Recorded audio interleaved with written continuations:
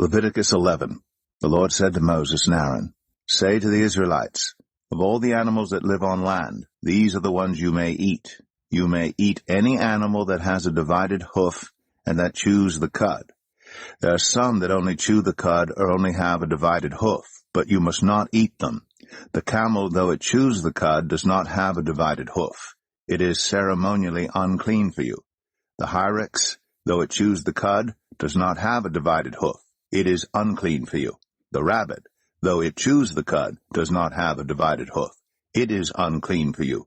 And the pig, though it has a divided hoof, does not chew the cud. It is unclean for you. You must not eat their meat or touch their carcasses. They are unclean for you. Of all the creatures living in the water of the seas and the streams, you may eat any that have fins and scales. But all creatures in the seas or streams that do not have fins and scales, whether among all the swarming things or among all the other living creatures in the water, you are to regard as unclean. And since you are to regard them as unclean, you must not eat their meat. You must regard their carcasses as unclean. Anything living in the water that does not have fins and scales is to be regarded as unclean by you.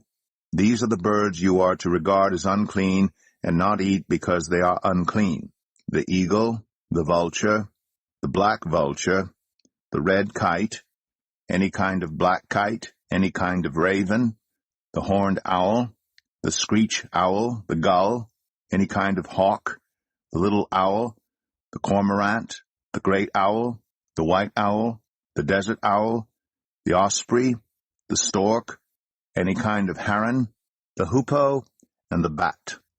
All flying insects that walk on all fours are to be regarded as unclean by you.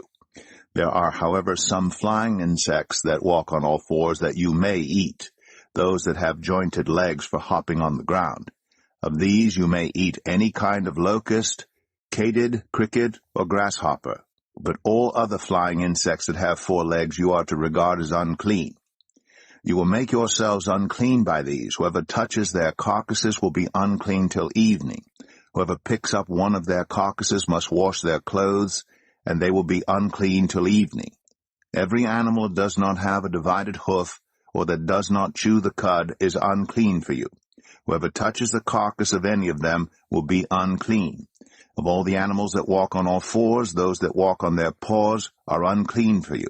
Whoever touches their carcasses will be unclean till evening. Anyone who picks up their carcasses must wash their clothes, and they will be unclean till evening. These animals are unclean for you. Of the animals that move along the ground, these are unclean for you: the weasel, the rat, any kind of great lizard, the gecko, the monitor lizard, the wall lizard, the skink, and the chameleon. Of all those that move along the ground, these are unclean for you. Whoever touches them, when they are dead, will be unclean till evening. When one of them dies and falls on something, that article, whatever its use, will be unclean, whether it is made of wood, cloth, hide, or sackcloth. Put it in water. It will be unclean till evening, and then it will be clean.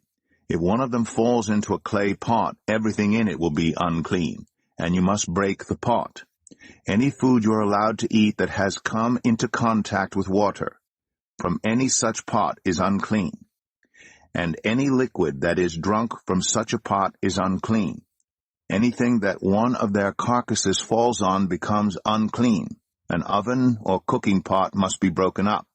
They are unclean, and you are to regard them as unclean. A spring, however, or a cistern for collecting water remains clean. But anyone who touches one of these carcasses is unclean.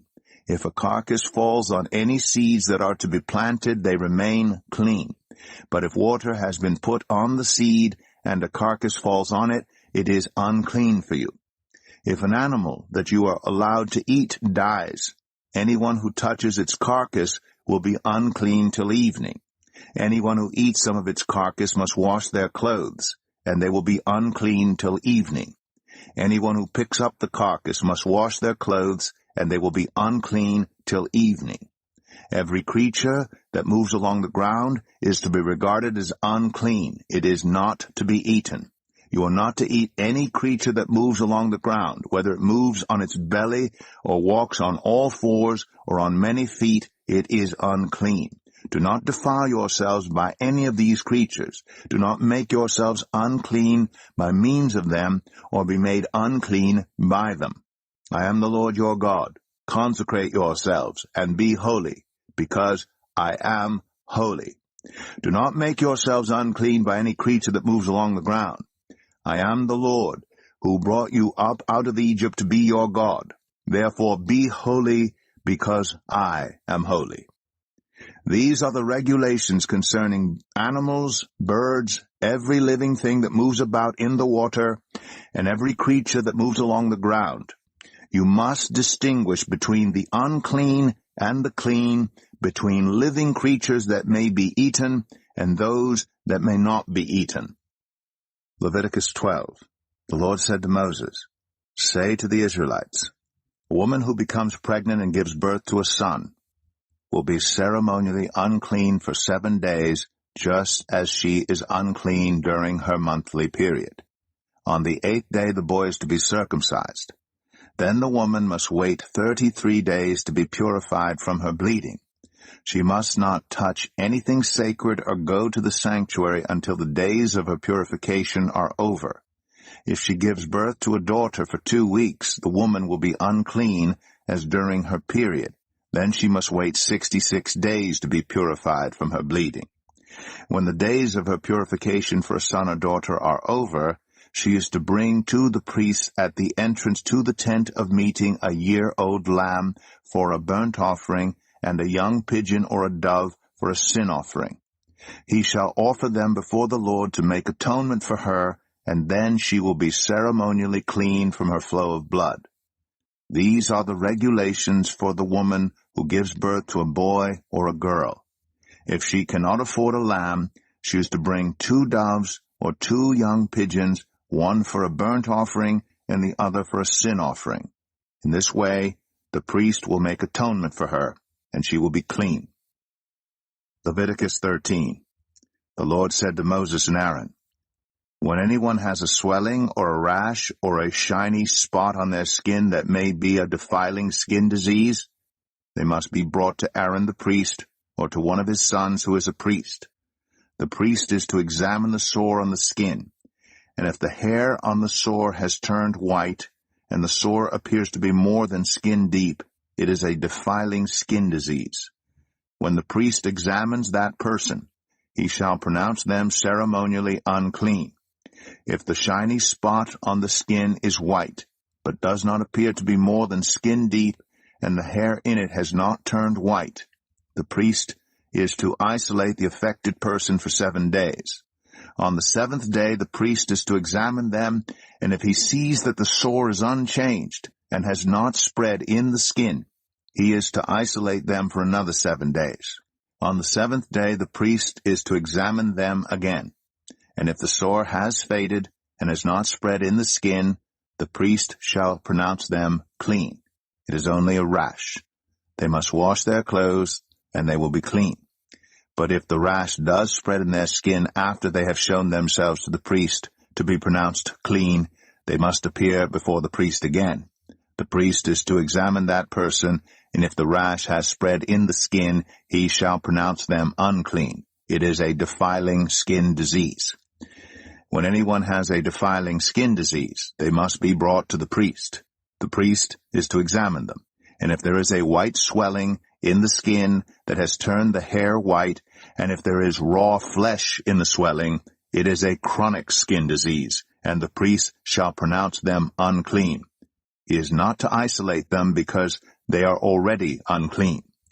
If the disease breaks out all over their skin, and, so far as the priest can see, it covers all the skin of the affected person from head to foot, the priest is to examine them, and if the disease has covered their whole body, he shall pronounce them clean. Since it has all turned white, they are clean. But whenever raw flesh appears on them, they will be unclean. When the priest sees the raw flesh, he shall pronounce them unclean. The raw flesh is unclean. They have a defiling disease. If the raw flesh changes and turns white, they must go to the priest. The priest is to examine them, and if the sores have turned white, the priest shall pronounce the affected person clean. Then they will be clean. When someone has a boil on their skin and it heals, and in the place where the boil was, a white swelling or reddish-white spot appears, they must present themselves to the priest. The priest is to examine it, and if it appears to be more than skin deep, and the hair in it has turned white, the priest shall pronounce that person unclean. It is a defiling skin disease that has broken out where the boil was. But if when the priest examines it, there is no white hair in it, and it is not more than skin deep, and has faded, then the priest is to isolate them for 7 days. If it is spreading in the skin, the priest shall pronounce them unclean. It is a defiling disease. But if the spot is unchanged and has not spread, it is only a scar from the boil, and the priest shall pronounce them clean. When someone has a burn on their skin, and a reddish-white or white spot appears in the raw flesh of the burn, the priest is to examine the spot, and if the hair in it has turned white, and it appears to be more than skin deep, it is a defiling disease that has broken out in the burn. The priest shall pronounce them unclean. It is a defiling skin disease. But if the priest examines it, and there is no white hair in the spot, and if it is not more than skin deep and has faded, then the priest is to isolate them for 7 days. On the 7th day the priest is to examine that person, and if it is spreading in the skin, the priest shall pronounce them unclean. It is a defiling skin disease. If, however, the spot is unchanged and has not spread in the skin but has faded, it is a swelling from the burn, and the priest shall pronounce them clean. It is only a scar from the burn. If a man or woman has a sore on their head or chin, the priest is to examine the sore, and if it appears to be more than skin deep, and the hair in it is yellow and thin, the priest shall pronounce them unclean. It is a defiling skin disease on the head or chin. But if when the priest examines the sore, it does not seem to be more than skin deep, and there is no black hair in it, then the priest is to isolate the affected person for 7 days. On the 7th day the priest is to examine the sore, and if it has not spread and there is no yellow hair in it, and it does not appear to be more than skin deep, then the man or woman must shave themselves, except for the affected area, and the priest is to keep them isolated another 7 days. On the 7th day the priest is to examine the sore, and if it has not spread in the skin and appears to be no more than skin deep, the priest shall pronounce them clean. They must wash their clothes, and they will be clean. But if the sore does spread in the skin after they are pronounced clean, the priest is to examine them. And if he finds that the sore has spread in the skin, he does not need to look for yellow hair. They are unclean. If, however, the sore is unchanged, so far as the priest can see, and if black hair has not grown in it, the affected person is healed. They are clean, and the priest shall pronounce them clean. When a man or woman has white spots on the skin, the priest is to examine them. And if the spots are dull white, it is a harmless rash that has broken out on the skin. They are clean. A man who has lost his hair and is bald is clean. If he has lost his hair from the front of his scalp and has a bald forehead, he is clean. But if he has a reddish-white sore on his bald head or forehead, it is a defiling disease breaking out on his head or forehead. The priest is to examine him. And if the swollen sore on his head or forehead is reddish-white, like a defiling skin disease, the man is diseased and is unclean. The priest shall pronounce him unclean because of the sore on his head. Anyone with such a defiling disease must wear torn clothes, let their hair be unkempt, cover the lower part of their face, and cry out, "Unclean, unclean." As long as they have the disease, they remain unclean. They must live alone. They must live outside the camp. As for any fabric that is spoiled with a defiling mold, any woolen or linen clothing, any woven or knitted material of linen or wool, any leather or anything made of leather, If the affected area in the fabric, the leather, the woven or knitted material, or any leather article is greenish or reddish, it is a defiling mold and must be shown to the priest. The priest is to examine the affected area and isolate the article for 7 days. On the 7th day he is to examine it, and if the mold has spread in the fabric, the woven or knitted material, or the leather, whatever its use, it is a persistent defiling mold. The article is unclean. He must burn the fabric, the woven or knitted material of wool or linen, or any leather article that has been spoiled, because the defiling mold is persistent. The article must be burned. But if when the priest examines it, the mold has not spread in the fabric, the woven or knitted material, or the leather article, he shall order that the spoiled article be washed. Then he is to isolate it for another 7 days. After the article has been washed, the priest is to examine it again. And if the mold has not changed its appearance, even though it has not spread, it is unclean. Burn it, no matter which side of the fabric has been spoiled. If when the priest examines it, the mold has faded after the article has been washed, he is to tear the spoiled part out of the fabric, the leather, or the woven or knitted material. But if it reappears in the fabric, in the woven or knitted material, or in the leather article, it is a spreading mold. Whatever has the mold must be burned. Any fabric, woven, or knitted material, or any leather article that has been washed and is rid of the mold must be washed again. Then it will be clean. These are the regulations concerning defiling molds in woolen or linen clothing, woven or knitted material, or any leather article, for pronouncing them clean or unclean. Leviticus 14. The Lord said to Moses, "These are the regulations for any diseased person at the time of their ceremonial cleansing when they are brought to the priest. The priest is to go outside the camp and examine them. If they had been healed of their defiling skin disease, the priest shall order the 2 live clean birds and some cedar wood, scarlet yarn, and hyssop be brought for the person to be cleansed. Then the priest shall order that one of the birds be killed over fresh water in a clay pot. He is then to take the live bird and dip it together with the cedar wood, the scarlet yarn, and the hyssop into the blood of the bird that was killed over the fresh water. 7 times he shall sprinkle the one to be cleansed of the defiling disease, and then pronounce them clean. After that he is to release the live bird in the open fields. The person to be cleansed must wash their clothes, shave off all their hair, and bathe with water. Then they will be ceremonially clean. After this they may come into the camp, but they must stay outside their tent for 7 days. On the 7th day they must shave off all their hair. They must shave their head, their beard, their eyebrows, and the rest of their hair. They must wash their clothes and bathe themselves with water, and they will be clean. On the 8th day they must bring 2 male lambs and 1 ewe lamb, a year old, each without defect, along with 3/10 of an ephah of the finest flour mixed with olive oil for a grain offering, and 1 log of oil. The priest who pronounces them clean shall present both the one to be cleansed and their offerings before the Lord at the entrance to the tent of meeting. Then the priest is to take 1 of the male lambs and offer it as a guilt offering, along with the log of oil. He shall wave them before the Lord as a wave offering. He is to slaughter the lamb in the sanctuary area where the sin offering and the burnt offering are slaughtered.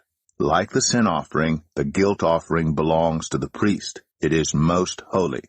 The priest is to take some of the blood of the guilt offering and put it on the lobe of the right ear of the one to be cleansed, on the thumb of their right hand, and on the big toe of their right foot.